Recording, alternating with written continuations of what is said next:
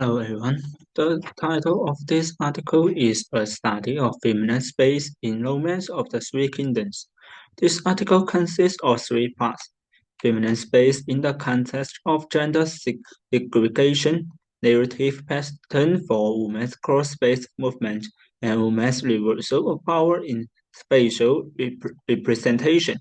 This article studies the gender construction of space and power relationships in Romance of the Three Kingdoms and explores how the novel text presents women's spatial movement and the power reversal in gender space.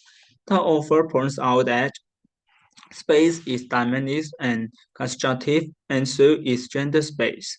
The feminine space is in Romance of the Three Kingdoms was constructed based on gender segregation. The female characters mainly stay in the backyard of homesteads and were rarely seen in external spaces. And when they did show up outside the backyard, they were mostly under male domination or protection, whether inside or outside home. Space power remain in the hands of men.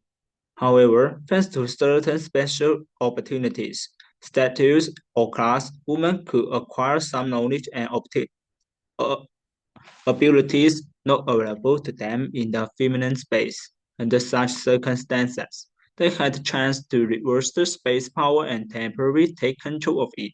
Regarding the construction of gender space in Romance of the Three Kingdoms, some conflicts and even paradox arose between different intentions of space construction and thereby form rifts in the textual narrative. Such rift highlights the richness and complexity of feminine space and circumstance in the late Han Dynasty, as well as the diversity of ways in which women acquire space power. It is remarkably strong as makes extensive use of the original text of Romance of the Three Kingdoms, drawing on specific passages. This is the correspondence between the quotation and the original text. We can see that the article has up to 11 citations. Each point is supported by a specific parallel, such as the inner gate. Delcha's wisdom in piloting in the back garden, and Lady Sun's fierce determination in displaying weapons in the bridal chamber.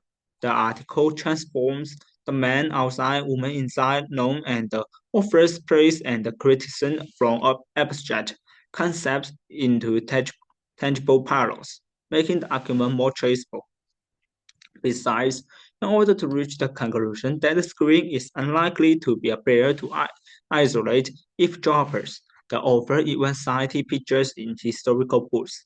Moreover, in the second part of the article, the author writes about four narrative patterns for women's cruise space movement. The beginning of the four paragraphs of analysis are sometimes, other times, and there is one type of women's cruise space movement.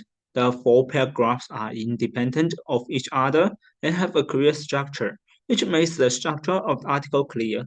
Additionally, the expression is and the wording is very accurate. Of such deep section imply that the screens were quite tall and that they were used to bestow a sense of privacy. The relevant historical records, however, show quite a different picture.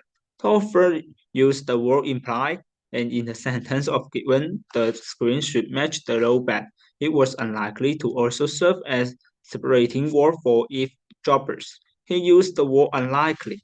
This shows us that the author only speculated based on the text and historical materials and did not fully confirm it, which shows the rigor of his word choice.